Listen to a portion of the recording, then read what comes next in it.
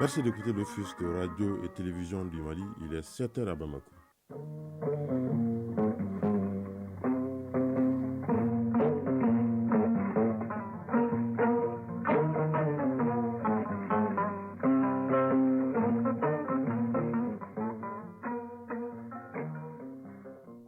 Le journal. Oumar Moussa Traoré. Mercredi 21 juin 2023, bonjour et bienvenue. Ciel nuageux sur Bamako où le mercure ne devrait pas descendre sous la barre de 27 degrés, affiché en ce moment, pour une maximale de 37 degrés au cours de la journée. À la une de l'actualité de ce matin, le militant panafricaniste Kémy Séba est à Bamako. L'ONG qu'il préside est venu apporter son soutien au gouvernement et au peuple malien et les encourager dans les actions destinées à défendre la souveraineté des pays africains. Il a été reçu en audience par le Premier ministre Choguel Kokala Maïga. Nous l'écouterons dès le début de cette édition. Le dossier de cette édition est consacré à la maxime selon laquelle la promesse est une dette. En effet, ils sont nombreux à promettre 1001 merveilles à leurs fiancés, mais une fois le mariage célébré, les promesses faites aux jeunes épouses sont envoyées au calendrier grec. Ami Damélé nous en dit plus dans ce dossier. Et puis la chronique de l'environnement dans le rendez-vous du mercredi. Agibou Koulibaly évoque aujourd'hui la protection et la gestion durable des forêts qui reste un grand défi au Mali. Enfin, en sport football, nous parlerons du championnat national de Ligue 1 dont la 26e journée débute aujourd'hui. Des espoirs maliens qui sont depuis une semaine au Maroc pour préparer la CAN des moins de 23 ans qui démarre ce samedi. Et du Sénégal qui s'est offert hier soir une victoire de prestige en battant un match amical international le Brésil 4 buts à 2. Toute cette actualité du sport sera développée par Aridjou Matina. Voilà pour le sommaire. Je vous le disais en titre audience à la primature, le Premier ministre Choguel Kokala Maïga a reçu hier après-midi en audience le militant panafricaniste Kémy Séba. L'ONG qu'il préside est venu apporter son soutien au gouvernement et au peuple malien suite à la décision de mettre fin à la présence de l'amunissement. Le panafricaniste Kémy Séba est au micro d'Alousseni Touré. Nous sommes venus apporter notre soutien en une période cruciale pour les autorités maliennes vis-à-vis de la question du départ de la MINUSMA. Il était important que le courant panafricaniste, matérialisé notamment par notre ONG Urgence panafricaniste et notre coalition avec le mouvement Yerewolo, qui est un des plus grands mouvements de résistance maliens aujourd'hui, il était important que notre ONG puisse venir apporter son soutien aux autorités maliennes qui sont plus que jamais critiquées par la prétendue communauté internationale, mais qui est en réalité constituée de l'élite occidentale. Il était important que les autorités maliennes sachent que le courant panafricaniste, continental et diasporique, soutient profondément les autorités dans leur processus d'autodétermination et leur volonté viscérale de souveraineté.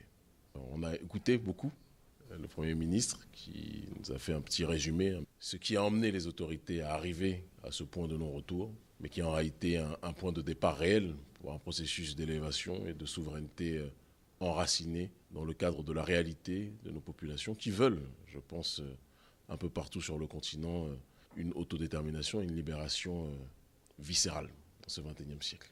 Et je pense qu'on est dans une logique de château de cartes. Les cartes sont en train de tomber une à une. Au départ, les gens pensaient que le problème, c'était le gouvernement français uniquement. Non, le problème, c'est l'impérialisme, de manière générale. Et l'impérialisme a pris le manteau de l'oligarchie occidentale et de ce qui se présente comme la communauté internationale, mais qui n'est rien d'autre que l'élite d'Occident. Nous ne sommes pas anti-occidentaux, nous sommes simplement dans une démarche de dire que ce qui est valable pour les peuples européens doit être valable pour les peuples africains aussi. Il n'y a pas de raison que nous soyons le laboratoire d'expérimentation de toute force de déstabilisation exogène. Et c'est la raison de notre présence ici. Et les panafricanistes, de manière générale, soutiennent plus que jamais le gouvernement malien. Le militant panafricaniste Kémy Séba, à l'instant, reçu en audience hier par le Premier ministre, les propos recueillis par Alousseni Touré. Tout autre chose à présent, le Mali est un pays d'hospitalité et d'inclusion selon les réfugiés dont le nombre dépasse 64 000 personnes. En ce qui concerne les réfugiés volontaires maliens rapatriés, ils sont plus de 85 000 personnes grâce aux efforts du gouvernement. Ces chiffres ont été déclinés à l'occasion de la célébration de la Journée mondiale du réfugié, célébrée hier 20 juin à l'initiative de l'INHCR. Le thème retenu cette année est « De l'espoir loin de chez toi pour un monde où les réfugiés auront toujours leur place ». Le compte-rendu de la cérémonie est signé Jules Sambou Sissoko. Dédier une journée aux réfugiés traduit la volonté des dirigeants de l'ONU à travers le HCR de mettre en lumière la persévérance et la résilience des personnes qui ont été contraintes de fuir leur pays d'origine pour échapper au conflit ou la persécution. Le thème choisi cette année est de l'espoir loin de chez soi pour un monde où les réfugiés auront toujours leur place. Patrice Mouama, président de l'Union des réfugiés du Mali. Au Mali, les réfugiés protégés par d'abord la volonté de la population hôte.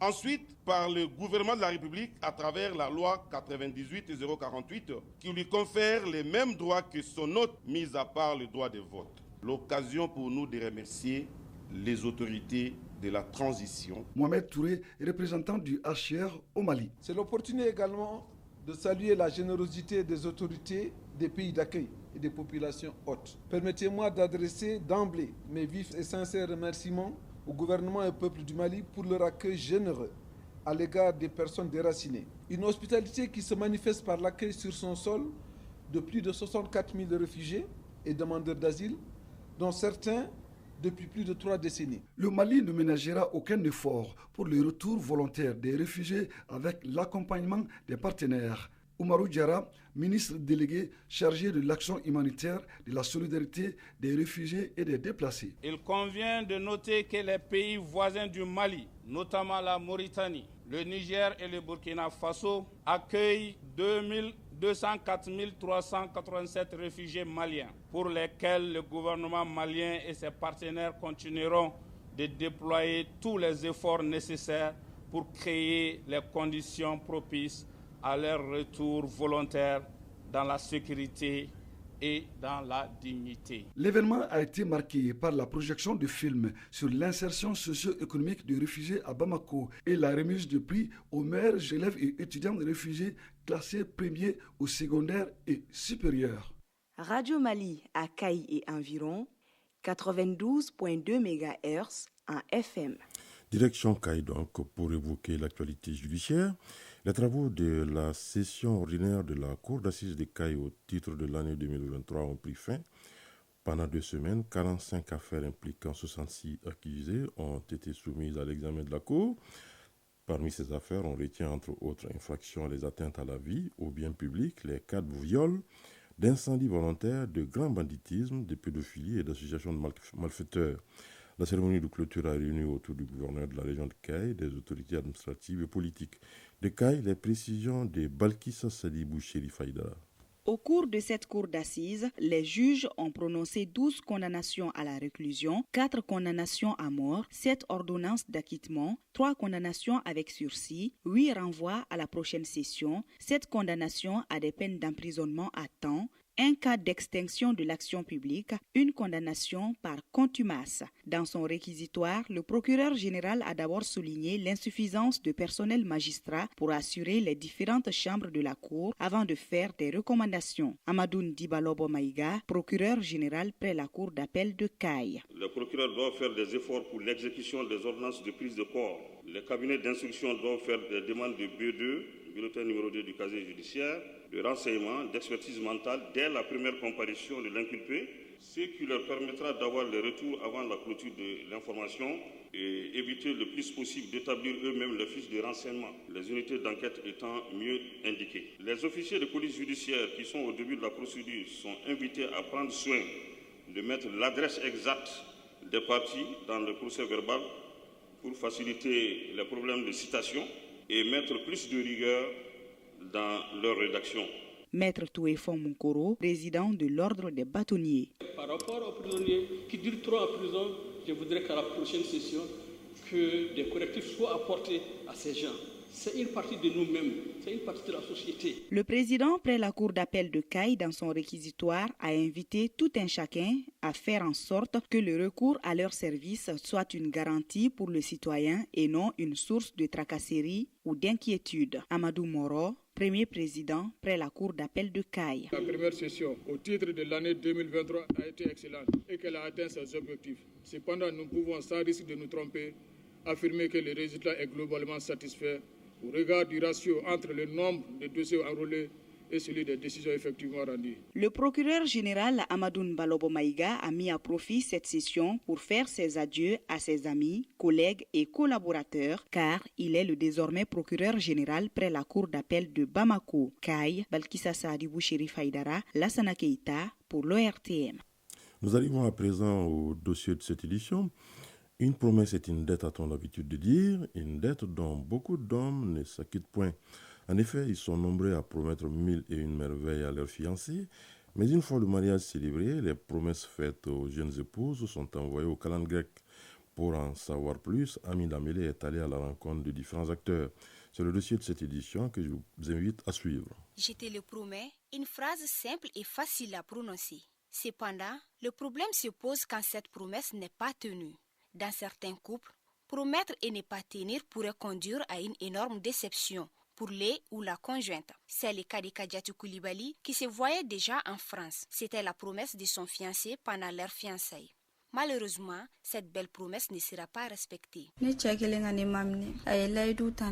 Mon mari m'avait promis qu'après le mariage, j'irais vivre avec lui en France. Je l'avais prévenu que je n'aimais pas le mariage à distance. 3 ans après le mariage, il m'a fait savoir qu'il ne pouvait pas tenir sa promesse, qu'il viendrait me voir au Mali de temps en temps si les moyens financiers le permettaient. Comme ce n'était pas ce qui était convenu, j'ai donc décidé de divorcer.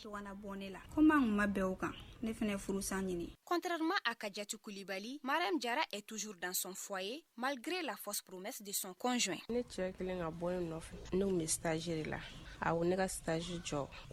Quand on s'est fiancé, mon mari m'a demandé d'arrêter les stages, qu'il n'aimait pas que sa femme travaille pour quelqu'un d'autre et qu'après le mariage, il m'ouvrirait une boutique d'alimentation.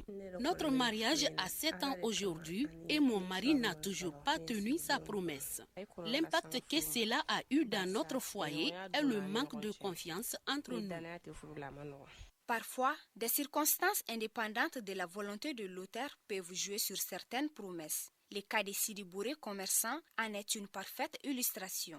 J'ai promis à ma femme avant le mariage que je ne prendrai jamais une deuxième épouse. Je n'ai pas pu tenir ma promesse parce que, compte tenu des circonstances, après 8 années de mariage, ma femme n'a pas pu avoir d'enfant. Et moi, j'en voulais coûte que coûte. Nous avons eu des problèmes dans notre foyer à cause de ce non-respect de ma promesse. Du coup, on se disputait tout le temps et ma femme n'admettait pas que je marie une deuxième femme. Mais attention, il y a certaines promesses qui sont faites sans une réflexion profonde ou sans réelle intention de les tenir. Aboubakar Bakayogo, Orpayer. Pendant les fiançailles, j'avais promis à ma femme que nous allons nous installer en Côte d'Ivoire. Mais malheureusement, après le mariage, je n'ai pas pu tenir mes promesses et on s'est retrouvé dans un site d'orpaillage du Mali vers la région de Caï. Donc au début, ma femme était sur ses nerfs, mais après, elle a compris. Donc elle a commencé à faire ses petits commerces dans ce site d'orpaillage. Mais quand même, ça n'a rien eu des impacts concernant notre mariage. Pourtant, tenir sa promesse est un devoir pour tout croyant, selon les religions musulmanes et chrétiennes. Aboubakar Diallo, imam. En islam, dans le Coran, Dieu nous dit « Oh, vous qui croyez en Dieu, pourquoi vous dites ce que vous ne faites pas ?» C'est un grand péché de dire ce que tu ne fais pas, puisque c'est en quelque sorte donner un faux espoir à son conjoint ou à sa conjointe, alors que le mariage est fondé sur du vrai. Robert Sangaré, pasteur. Nous ne pouvons pas accepter de promettre quelque chose à son conjoint ou à sa conjointe. Ça peut briser la confiance entre l'homme et la femme. Si tu sais que tu ne peux pas honorer quelque chose, ne les promets pas. La Bible même condamne cela. Pour l'officier d'état civil Amidou Traoré, le code des personnes et de la famille ne fait pas réellement cas de la promesse non tenue. Seulement, certains articles en parlent de façon partielle. Il y a des articles qui touchent en grande partie, notamment l'article 319 du code. Quand on ne respecte pas son engagement, ça veut dire qu'on est classé dans un rang social où les gens n'aimeraient pas dire, sinon soit c'est le mensonge, soit en tout cas c'est des choses qui sont mal classées. On dit les promesses sont des dettes et quand ça devient dette, ça rentre dans le cadre obligatoire. Donc c'est une interprétation en tout cas du code. C'est ça qui est même la cause de beaucoup de divorces. Le mariage voudrait tout ce qui est clair, tout ce qui est vrai, tout ce qui est possible. Quand on regarde, le code a été changé en 2011, c'était pour insérer les bonnes habitudes là-dedans. Donc cet article aussi prend une partie en compte pour dire que tout ça c'est interdit. Promettre, c'est comme donner sa parole. Et selon un adage, notre parole est notre seul bien de valeur. Une promesse non tenue serait-elle donc un bien mal acquis? Un mot de l'actualité à l'étranger et direction États-Unis d'Amérique où le fils du président a des ennuis avec la justice de son pays. Hunter Biden plaide coupable pour fraude fiscale et détention illégale d'armes à feu. Le fils du président espère ainsi solder les comptes alors que la campagne de son père pour 2024 prend forme. Les républicains dénoncent pour leur part un accord de complaisance au profit du fils du président, Joe Biden. Ils mènent toujours une enquête parlementaire sur de supposés conflits d'intérêts.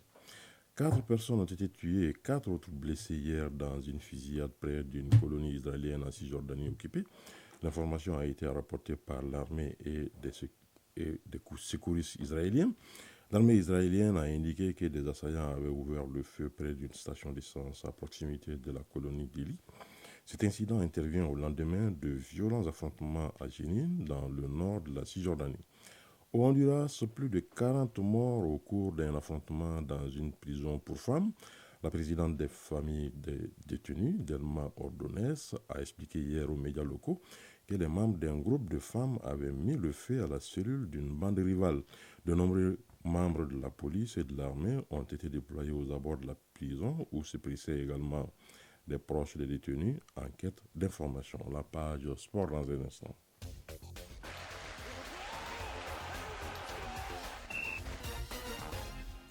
Une page des sports traditionnellement animée les mercredis par Aridou Matina. Bonjour Aridou Matina. Bonjour Omar Moussa. Alors, une fois n'est pas coutume, nous commençons cette page sport par le basketball. Enfin, le championnat national reprend ses droits après plusieurs semaines de pause. Arrêté depuis plus de 2 mois après la fin de la phase aller en raison de quelques problèmes entre les clubs et le bureau fédéral, le championnat va ainsi redémarrer ce mercredi à la faveur de la 8e journée, soit la première journée de la phase retour. Au programme aujourd'hui, nous avons Stade Malien de Bamako AS Real en dames et messieurs au Palais des Sports Salamatou Maïga. Ensuite, à 18h, les dames de l'AS Commune 6 affrontent celles de l'AS Police. À Caille, à 16h chez les hommes, le Siki accueille l'USFAS juste après cette rencontre. Les dames du centre Salamatou Maïga jouent contre l'USFAS. Toujours ce mercredi, les 3 dernières rencontres de cette 8e journée se disputeront dans la salle de basket du stade du 26 mars à 14h en série hommes. Il y aura AS Mandé, AS Police à 16h. Le Djoliba Athletic Club affronte KSC chez les dames et en série hommes à 18h. Le Djoliba AC sera face à Atar Club de Kidal.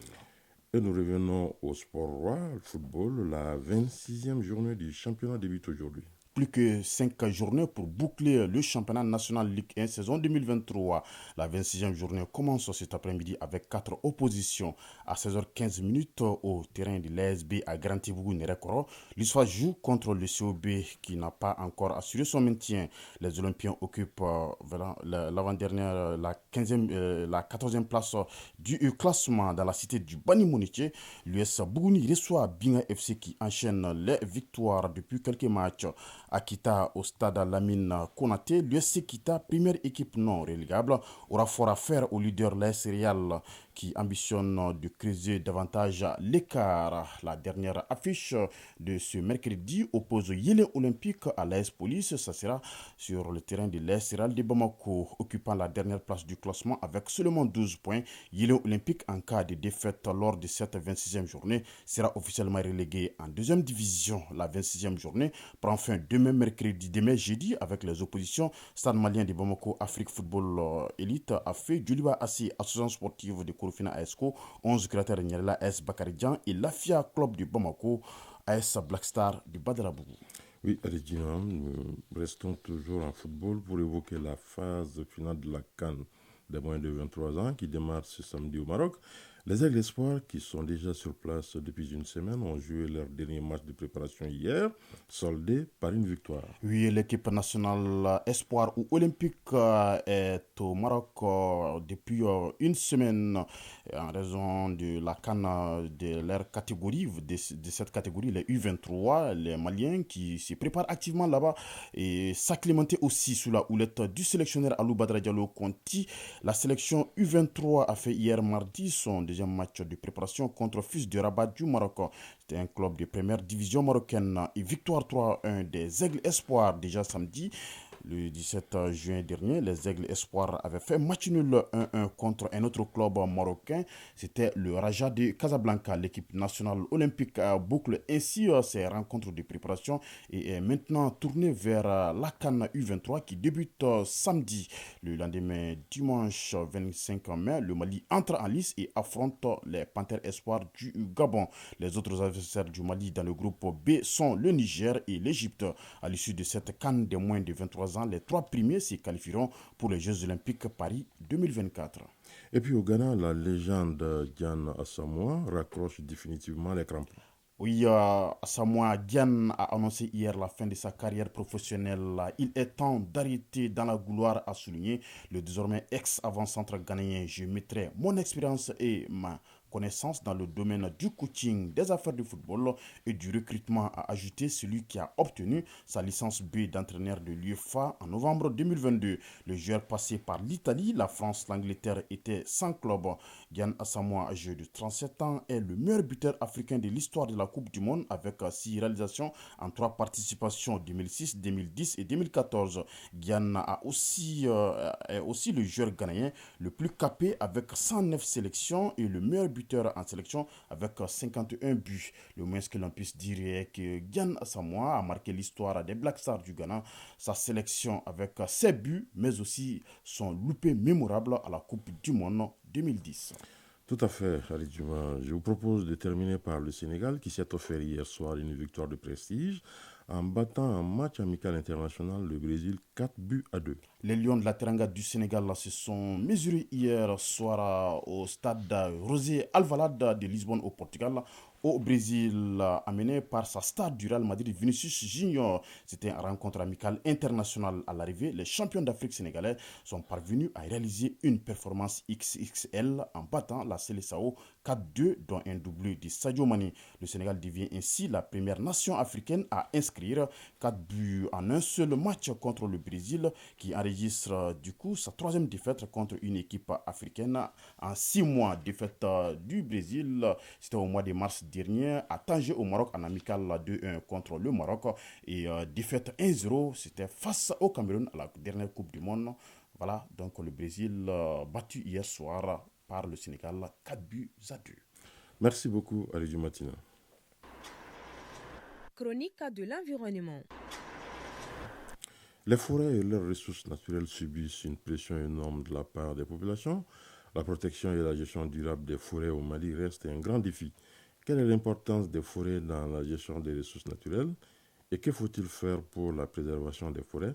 Élément de réponse dans la chronique de l'environnement, une réalisation de Agibou Koulibaly. Selon le rapport de la politique forestière nationale de 2017, chaque année, 500 000 hectares de forêts disparaissent à cause des actions de l'homme. Cette problématique de la gestion forestière au Mali est donc définie par plusieurs aspects. Soumana Fofana est le coordinateur du programme Alliance globale contre le changement climatique. Les forêts sont d'une importance capitale, non seulement pour l'économie, pour l'écologie, mais aussi pour la gestion des ressources naturelles. Les ressources naturelles, entendent par les ressources naturelles, les ressources sol, eau, plantes, même l'environnement de l'atmosphère. Vous savez très bien que les forêts jouent un rôle capital dans le cadre du maintien de la gestion du climat par l'absorption du CO2. Donc les forêts constituent aujourd'hui un puits carbone important au monde. Donc c'est pourquoi tous les efforts sont en train d'être faits, quand même garantir la conservation et la gestion durable des forêts pour qu'ils passent à l'effort mondial de réduction des émissions, mais aussi de l'absorption du CO2. Bon, pour ce qui concerne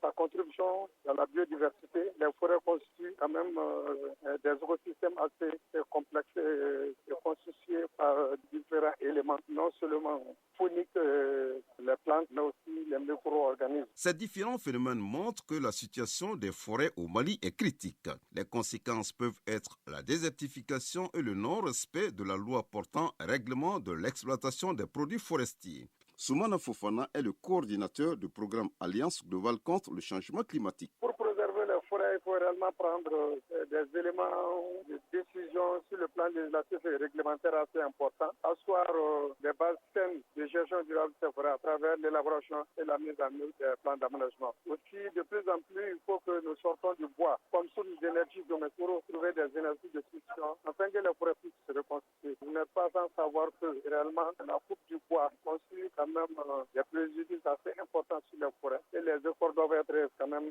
réalisés dans le cadre de la réduction de la déforestation et la dégradation des forêts pour que les forêts puissent jouer clairement leur rôle écologique, économique et socio-économique. Donc c'est assez important. Sans forêt, vous le savez, il n'y a pas de vie. Sans forêt, le régime des eaux serait aussi suffisamment perturbé et ça va jouer pleinement sur la vie des hommes et des autres êtres vivants. Pour pallier les conséquences de la dégradation des ressources forestières, l'État et ses partenaires ont engagé des actions pour la protection de nos forêts. La dernière évaluation qu'on avait faite, quand même, les forêts classées sont toutes quand même agressées. Et les agressions sont de divers ordres. Il y a aussi les agressions par le secteur de l'agriculture, le secteur minier, les feux de brousse, la coupe abusive pour le bois de chauffe, j'en passe. Donc ça, c'est pour des ensembles d'externalités qui sont en train d'anéantir nos forêts classées, qui constituent quand même une base essentielle de notre économie aujourd'hui au Mali. Donc il est vraiment indispensable que réellement on prenne des dispositions pour garantir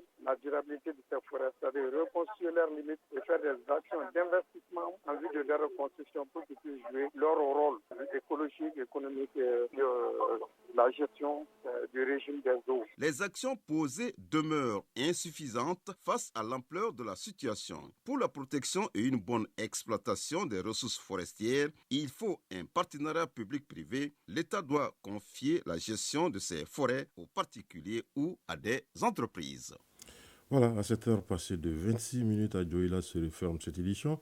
La coordination éditoriale a été assurée par Bourama Traoré. À la mise en onde, il y avait Alou Koulibaly. Merci d'avoir été des nôtres. Prochain rendez-vous des infos, 13h. Vous retrouverez Tenema Monikatame. D'ici là, je vous propose de suivre tout à l'heure la page météo avec Djeneba Doumbia, les avis et communiqués avec Doudou Timbili. Retrouvez cette édition sur www.ortm.ml et sur l'ensemble de nos plateformes digitales. La mise en ligne de la présente a été assurée par Cheikh Omar Traoré. Excellente suite de programme sur l'ORTM.